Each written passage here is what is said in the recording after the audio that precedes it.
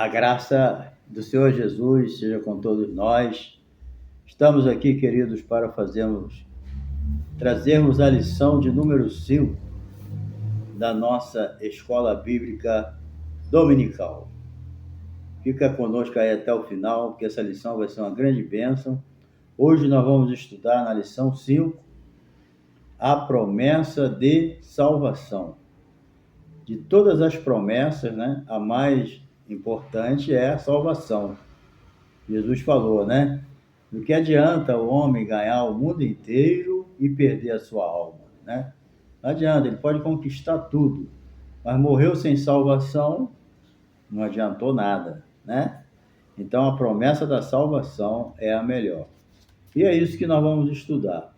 Aproveitando aí, se você não se inscreveu em nosso canal, aproveita aí, se inscreva, deixa aí o seu like, compartilha aí com seus amigos e grupos, tá bom? E assistindo nossos anúncios, sendo o nosso canal monetizado, você nos ajuda aí na monetização, tá bom? Então vamos lá, o nosso texto áureo, ele diz: na verdade, vos digo que quem ouve as minhas palavras e crê naquele que me enviou, tem a vida eterna e não entrará em condenação, mas passou da morte para a vida. Aqui, Jesus falando aqui em João, capítulo 5, verso 24. E a nossa verdade prática, que é a síntese da nossa lição, a promessa da vida eterna é a maior bênção divina para todo aquele que crê em Jesus Cristo. Então, é bênção para nós. E, consequentemente, a vida eterna, A nossa leitura bíblica em classe, ela fica em João, capítulo 3, o Evangelho de São João, capítulo 3, versículo 14 a 21, você pode ler. Então, se tratando da nossa lição sobre a promessa da salvação, nós vamos estudar isso aí com muito carinho, porque o importante na nossa vida é isso, a salvação da nossa alma. Nós aqui estamos sendo preparados para viver eternamente, na presença de Deus. Então, a gente precisa entender como é importante as promessas divinas, principalmente a da salvação. Porque ela, com certeza, continua sendo a principal promessa de Deus para a humanidade. Tudo é importante nesse mundo, A saúde, a paz, o dinheiro, a posição, o status, essas coisas são importantes. Mas se a pessoa não for salva, morrer sem salvação não adianta, A vida após a morte é eterna. Aqui não, aqui é passageira. A Bíblia diz que o homem é como a erva e a sua glória é como a flor da erva. Secou-se a erva, caiu a sua flor. Assim o homem morreu, acabou. Fica tudo aí, Então vamos lá. Promessa da salvação. Uma maravilhosa salvação. Bem, na leitura bíblica aqui, nós vemos aí na leitura bíblica em classe, nos lembra que a passagem bíblica do Antigo Testamento, ali de Número 21, capítulo 21, versículo 4 a 9, trata aqui de um ato simbólico. O povo de Israel começou a murmurar, se rebelar. Aí Deus permitiu que serpente, começasse a morder. O deserto, segundo diz os estudiosos do assunto, que o deserto é cheio de serpente, entendeu? Mas Deus protegia, Deus não deixava que as serpentes mordessem os israelitas. Mas aí eles murmuraram, e Deus permitiu, Mas aí, o que Deus fez? Quando a serpente começou a morder e matar as pessoas com veneno, Deus mandou que Moisés fizesse uma serpente de bronze e colocasse lá no meio do arraial deles. Quem fosse mordido pela serpente, olhasse para ela, fosse mordido pela serpente, olhasse para aquele símbolo de bronze que Moisés fez, aquela serpente de bronze, ficava curado. Com certeza, alguns que não tinham fé não acreditavam nisso, eu vou olhar para a serpente e vou ficar curado. Não acreditavam, né? E por isso perdiam a bênção. Mas Jesus disse, com muita clareza, né? Assim como Moisés levantou a serpente no deserto, assim importa que o Filho do Homem seja levantado, para que todo aquele que nele crê não pereça, mas tenha a vida eterna, né? Então, assim como Moisés levantou a serpente no deserto, fez aquela serpente de bronze, obedecendo a Deus. E quem era mordido pela serpente, olhava para aquela serpente de bronze, não morria, Jesus disse a mesma coisa, né? Assim como Moisés levantou a serpente no deserto, importa que o Filho do Homem seja levantado. Jesus não foi levantado como uma serpente, mas foi levantado na cruz do Calvário, né? E quem crê, né? Então, para que todo aquele que nele crê não pereça, mas tenha vida eterna. Então, a nossa salvação vem pela nossa fé em Jesus Cristo, que morreu pelos nossos pecados. Entendeu? Então, semelhantemente, o sacrifício de Jesus, né, na cruz do Calvário, proporciona para o ser humano, de um modo completo, que carece, né, da salvação. Lógico, todo homem é pecador, a Bíblia diz que não há homem que não peque, todos os pecados estão destituídos da glória de Deus, né? Então, não tem como, todo homem precisa da salvação. É óbvio que a maioria rejeita, né? Mas prefere esse amor passageiro aqui do mundo, não quer renunciar. Mas todo homem nasce pecador e toda pessoa nasce precisando de salvação. Então, não tem exceção, de Adão para cá, todos que nasceram, com exceção de Jesus, né, são pecadores mesmo, precisa que Deus salve ele. Somente através do caminho que é Jesus, é que a pessoa vai encontrar o caminho do céu. Não adianta, ele falou, eu sou o caminho, a verdade e a vida. Ninguém vem ao Pai senão por mim. Então não tem jeito. O caminho é ele. Não, mas esse caminho é muito estreito, eu quero ir por outro, ser salvo por outro meio. Já perdeu a benção. Pela graça sois salvo, mediante a fé. Isso não vem de vós, é dom de Deus. Não vem das obras para que ninguém se glorie. Então não tem jeito, tá? Então, essa promessa, né, é certa. Primeiro, quem crê, né, será salvo. Quem não crê já está condenado, entendeu? Então não tem jeito. Ide por todo mundo, pregar o evangelho a toda criatura. Quem crê e for batizado será salvo. Quem não crê já está condenado. Entendeu? É a palavra de Jesus. Então, logo a salvação é um presente de Deus, é gratuito. Tudo que precisava fazer o homem para ser salvo, Jesus já fez. Só falta ele aceitar o sacrifício de Jesus. Mais nada. Entendeu? A obra da salvação. Então, a obra da salvação, número 2. O Evangelho de João mostra que a obra da salvação é uma providência de Deus para salvar o ser humano de uma condenação eterna. Às vezes a pessoa é condenada aqui nesse mundo, né? A condenação que passa. Mas a condenação eterna, ela não passa, é para sempre. Entendeu? Então, no sentido geral da palavra, a salvação, ela vem do grego sotéria, né? A palavra grega. Traz o sentido de livramento do perigo, de uma ameaça. Entendeu? O sujeito sai daquele perigo. É um perigo. O perigo é o inferno, né? A Bíblia diz que Deus amou o mundo de tal maneira que deu seu Filho unigênito para que todo aquele que nele crê não pereça. Perecer aqui é não ir para o inferno, mas tenha a vida eterna. Entendeu? Vida eterna de qualidade, porque no inferno ninguém vai morrer, vai sofrer. Tá vivendo eternamente, mas uma vida miserável, né? Agora, na Nova Jerusalém Celestial, os salvos, eles vão ter uma vida eterna, mas uma vida de qualidade. A Bíblia diz que o reino do céu não é comida nem bebida, mas é gozo, paz e alegria no Espírito Santo. Justiça também, né? Então,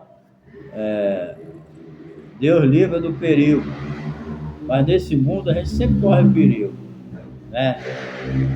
Você está nesse mundo, você está sempre correndo perigo. O pecado está sempre nos rodeando, o diabo anda em derredor, né? O mundo é uma atração, a carne luta contra o espírito contra a carne. Então, você está numa constante batalha aqui, embora seja salvo, né? Então, a gente tem que vigiar, tá? Então, dessa maneira, a salvação propriamente dita, né, tem a ver com o quê? Com receber Jesus como o único e suficiente Salvador, porque Jesus, ele é suficiente para você ser salvo. Quando a pessoa vem com essa conversa, não, Jesus salva, mas tem que ter isso, tem que ter aquilo, sai fora. A morte de Jesus foi suficiente, é só você obedecer o que está na palavra, você não precisa de mais nada. Ah, não, preciso de ajudinha da religião aqui, nada disso. Um Jesus somente salva, ele é o único caminho, sai fora disso, entendeu? Salvador, a obra da salvação tem como a base a entrega ao Filho de Deus, porque ele pagou o preço do pecado, entendeu? A Bíblia diz que Deus estava em Cristo reconciliando com ele o mundo. Então, havia um preço a pagar, a justiça de Deus, porque o homem pecou. A Bíblia diz que a alma que pecar, essa morrerá. Então, o homem pecou, ele tinha que perdeu, não tem mais jeito, entendeu? Porque a justiça de Deus foi ferida. E no céu não entra injusto. E Deus não tem comunhão com o injusto. Então tinha que vir alguém sem pecado para cumprir a justiça. Então Jesus veio sem pecado, cumpriu a justiça de Deus e nos comprou com teu sangue. Entendeu? Seu sangue derramado na cruz do Calvário foi o preço. O que a Bíblia diz? Nós não fomos resgatados mediante a coisas fúteis, como prata, ouro, né? Mas nós fomos resgatados da nossa escravidão com o precioso sangue de Jesus. Acabou. Não adianta ninguém inventar outra coisa, não. É o sangue de Jesus, foi o preço pago por Deus. O sangue aqui significa uma vida. Então, a vida de Jesus foi dada em troca da vida da humanidade. Jesus assumiu o nosso lugar para que nós pudéssemos assumir o lugar dele no sentido de estar fora da condenação, tá? Então, isso é muito importante. Jesus é o Salvador revelado. Bem, número 2 aqui. Vamos ver aqui a natureza da promessa da salvação. Primeiramente, nós vamos compreender a natureza da salvação, né? Estudando alguns aspectos aqui dela. Por exemplo, justificação. Então, um dos aspectos da grande obra aqui, né, salvífica, está apresentado em termos bíblicos, isso é, a justificação. Quem é alcançado pelo Evangelho de Cristo, crê no Filho de Deus com todo o seu coração, é declarado justo, entendeu? Está livre da culpa, do merecimento da punição, entendeu? Ele não é mais condenado. A Bíblia diz que não há mais nenhuma condenação para aqueles que estão em Cristo Jesus, que não anda segundo a carne, mas segundo o Espírito, né? Então, nós fomos justificados por Deus, justificados mediante a fé. Jesus fez a parte dele, só basta a gente crer para aceitar essa justificação, né? Aqui é um tribunal, a justificação é semelhante a um tribunal. Deus é o juiz, Jesus é o advogado, né? O diabo é o acusador e nós somos o réu, né? Então o diabo acusa a gente, acusador dos santos. Mas como nós fomos justificados, né? Deus olha para nós como se nós não tivéssemos pecado. Por quê? Jesus é o nosso advogado e morreu em nosso lugar. Então Deus bateu o martelo, está justificado. O diabo não tem mais como nos acusar, porque Jesus já carregou o nosso pecado, nos justificando diante de Deus. Então, essa justificação traz paz, traz consciência limpa, porque Deus não passou a mão por cima dos nossos pecados, não. Jesus pagou por ele. Entendeu? Não pensa que a porta é larga. Não, Deus é bonzinho. Deus é bom, mas é justo. Entendeu? Deus é amor, mas é fogo consumidor. Deus não aceita coisa errada, não. Deus não aceita o pecador porque passou a mãozinha por cima dele. Não, vem cá, tudo bem. Não. Alguém foi lá e morreu. E foi o filho dele. Morreu pelos nossos pecados. Então, nós somos justificados diante dele. Por quê? Ser justificado é ser declarado justo. Certo? Paulo falou, né? Jesus riscou o certificado de dívida contra nós. Entendeu? Porque antigamente, quando as pessoas eram presas, botava lá mesmo na porta onde ele estava preso lá, no xadrez lá, todos os crimes que ele cometeu. Então, nós estávamos presos também na cadeia lá pelo diabo. Aí o que Jesus fez? Morreu na cruz, justificou a gente, foi lá e pegou todos os certificados de dívida nossa, pegou todos os pecados, ó, e rasgou e soltou todo mundo que segue a ele. Entendeu? Então, Jesus nos justificou. Então, ele olha para nós como se a gente nunca tivesse pecado. Por isso que nós somos nova criatura. Nós fomos justificados, por isso temos plena paz com Deus. Tá? E regenerado também. A obra da salvação, né, apresenta também, né, a salvação. É necessário a regeneração. O que é a regeneração? É o novo nascimento. Jesus falou, aquele que não nascer de novo não pode entrar no reino do céu. O que ele quis dizer? Aquele que não nascer de novo, ou não nasceu de novo, não pode entrar no reino do céu. Não pode ser salvo. Entendeu? Então, a salvação, ela vem pela justificação, nós temos que ser... O problema da justiça tem que ser resolvido. Ninguém justo vai nascer de novo. Nós nascemos de novo porque se tornamos justos, mas porque fomos justificados por Deus. Então, quem é justo agora, né, porque foi justificado por Deus, ele nasce de novo, é simultâneo. Né? O injusto não nasce de novo, mas o justo nasce de novo, é uma nova criatura em Cristo Jesus. Ninguém vai ser justificado se não for regenerado, e ninguém vai ser regenerado se não for justificado. É o quê? Uma simultaneidade, entendeu? Então, pelo sangue de Jesus, que purifica a gente de todo pecado, o Espírito Santo vem habitar em nós. Entendeu? A Bíblia diz que o crente é o templo do Espírito Santo. Não sabeis vós que sois o templo do Espírito Santo, que Deus habita em vós, que não sois de vós mesmo, que foste comprado por bom preço? Por isso glorificai a Deus em vosso espírito, no vosso corpo, o qual pertence a Deus. Então, pelo sangue de Jesus, nós agora pertencemos a Deus. Você não é dono do teu corpo, você não é dono da tua alma, do teu espírito. Tudo é de Deus. Então, a gente tem que andar dentro da vontade de Deus para chegar lá, né? Então, o novo nascimento, com base na justificação, ele, né, faz da gente uma nova criatura, nasceu de novo, uma nova natureza. Você agora tem dentro de você o Espírito Santo, né? Jesus falou, convém que eu vá, porque se eu não for, o Consolador não virá. Mas quando ele vier, aí ele vai convencer o homem, ele vai guiar em toda direção, ele vai ensinar todas as coisas. Então, é a obra o quê? Da regeneração. Você agora é uma nova criatura em Cristo Jesus. A tua cara é o mesmo, o corpo é o mesmo, mas o homem interior foi mudado. Entendeu? Ainda que o exterior, o corpo, se corrompa, o interior, a alma e o espírito se renova a cada dia. Entendeu? Que o Espírito Santo está habitando em você. A Bíblia diz que o Espírito testifica com o nosso espírito. Ok? Então, é isso aí que... Mas por que o Espírito Santo habita em mim? Porque o sangue de Jesus me purifica de todo pecado. Tá? A santificação não podia faltar, lógico, né?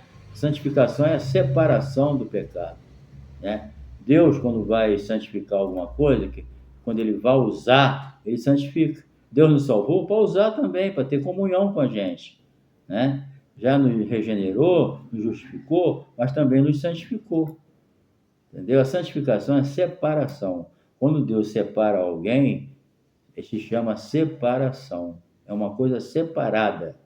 Quando Deus ia usar qualquer coisa no Velho Testamento, ele separava, né, aspergia com sangue e depois com óleo, que simbolizava o Espírito Santo. Sangue de animal, símbolo do sangue de Jesus. O azeite, símbolo do Espírito Santo. No Novo Testamento, é o próprio, não é sangue de animais, não é óleo.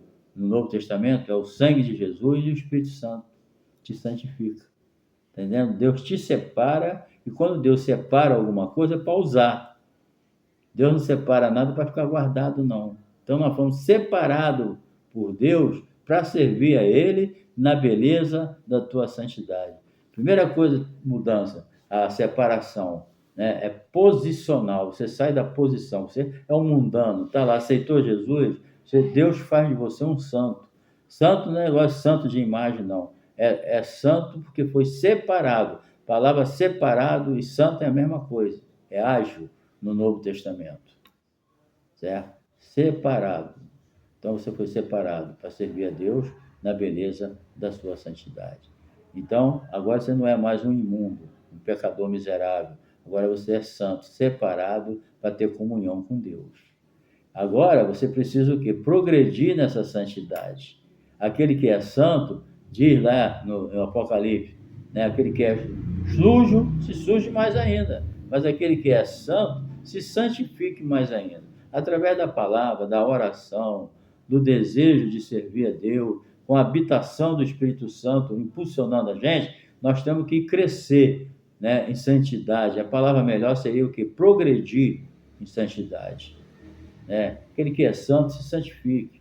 À medida que você já é santo, mas à medida que você vai se separando do pecado, tu vai crescendo em santidade. Porque ninguém é santo, mas ainda temos nossas falhas, nossos defeitos, e essas coisas Deus vai corrigindo. Porque o alvo da salvação é o quê? É o céu. E o caminho é qual? Jesus. Entendeu? Então, podemos compreender a natureza da promessa da salvação estudando esses aspectos aqui, que nós estudamos de uma forma sintetizada, né? É claro, um dia, quando Jesus arrebatar a sua igreja, aí nós vamos ter a santificação completa, certo? O que está faltando vai completar. Porque o nosso corpo ainda está ali, ó, desejando as coisas que não era para desejar, e às vezes a nossa alma, o nosso espírito fica submisso aos desejos do corpo. Mas quando a gente for arrebatado, o nosso corpo será transformado para a honra e glória do Senhor. Bem, número 3 aqui, a promessa e perseverança na salvação. Bem, a base da promessa, por exemplo, a promessa e perseverança. Quem é salvo tem que ser perseverante, que as lutas estão aí. O diabo nos rodeia, né? O pecado, o diabo está em volta, a carne luta contra o espírito, nós já vimos. Então, tem que ter perseverança, senão você fica fraco na fé e se submete. Então, a base da promessa da salvação é Cristo, entendeu? João 3 mostra com clareza que o nosso Senhor é o centro da promessa de nossa salvação.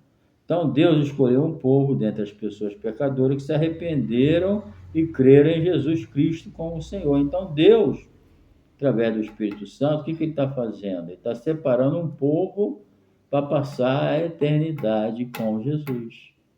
Entendeu? É isso aí. Entendeu? Então, logo a igreja, né, é esse povo.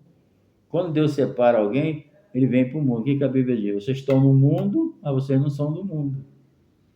Deus não te salvou e tirou logo do mundo. Às vezes acontece, a pessoa aceita Jesus e morre, né? E muitos, às vezes, no leito, né? Mas a vontade de Deus é que você fique aqui para você ganhar outras pessoas para Jesus. Não é os anjos que pregam o evangelho, não é, né, Deus que vem aqui pregar. O Espírito Santo convence, mas quem prega a palavra somos nós. Entendeu? Então, a igreja é constituída de pessoas que foram lavadas e remidas no sangue de Jesus, certo? E a gente precisa prestar atenção nisso, fazendo parte do corpo de Cristo, certo? Tudo isso é possível, você fazer parte da igreja, por causa de Jesus que morreu pelos nossos pecados. Agora, um detalhe importante, finalizando, a apostasia individual. Então, a Escritura também a gente encontra uma advertência, né?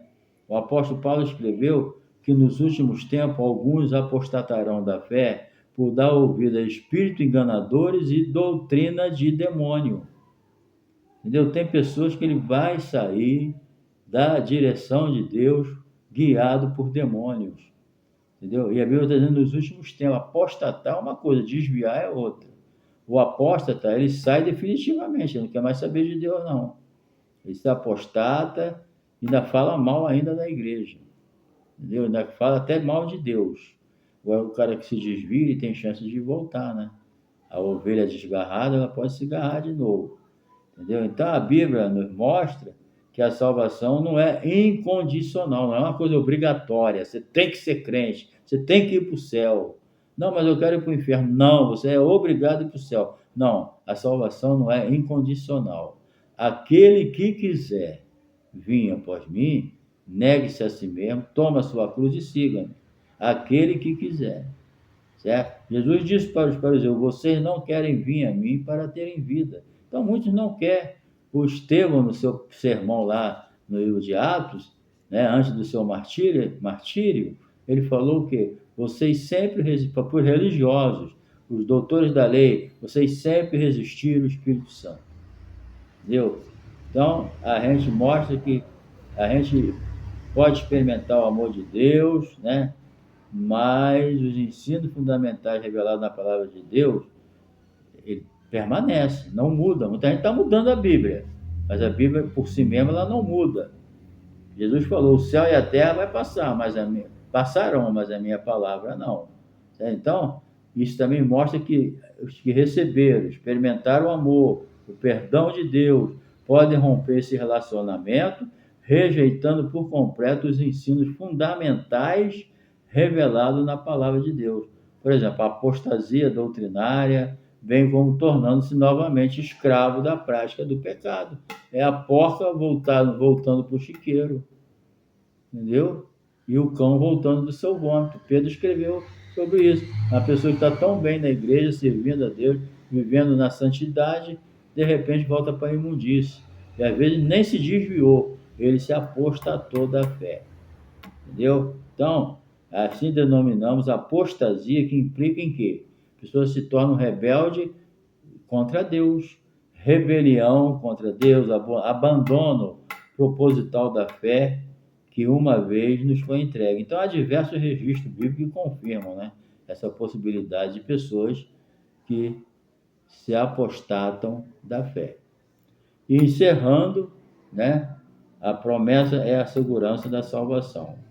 Nós estamos agarrados na promessa de Deus. Agora, para essa promessa ter efeito na minha vida, não só da salvação, mas de tudo, para que a promessa tenha efeito na minha vida, eu preciso crer e tomar posse dela e obedecer. Eu creio, obedeço. Não adianta eu crer só. E o diabo também crê, ele sabe. A Bíblia diz que o diabo crê e estremece, mas não obedece. Entendeu? Tem que crer e obedecer na promessa de Deus. O apóstolo Paulo tinha vontade de... O que ele falou? Tem o desejo de partir e estar com Cristo, que é muito melhor. Mas por amor às almas, ele preferia ficar na terra mais um pouco para ganhar mais almas para Jesus. Entendeu? Então, o ensino bíblico do Novo Testamento afirma que passar pela morte, o salvo já está imediatamente com Cristo. Assim, os que creem em Cristo submetem-se a Ele com seu Senhor mediante um relacionamento pessoal, seguro. Quem está seguro, tá bom? Então, querido, a salvação é a coisa mais preciosa do mundo. E a coisa que o diabo mais deseja é a sua alma. Ele não tem outro prazer na vida do que roubar, matar e destruir. Mas lembre-se, Jesus veio da vida e vida com abundância. Entendeu? Então, o nosso Senhor Jesus Cristo é o centro da promessa da nossa salvação. Tá bom? Segura essa salvação. Ah, mas eu já fui salvo para sempre. Vigia. Ser fiel até a morte e dar-te-ei o quê? A coroa da vida. Tá bom? Deus te abençoe. A tua salvação custou o sangue de Jesus. Tá bom? Até a próxima. Não se esqueça de se inscrever, deixar o seu like, compartilhar, deixar seu comentário e nos ajuda aí na divulgação do Evangelho. E Deus te abençoe.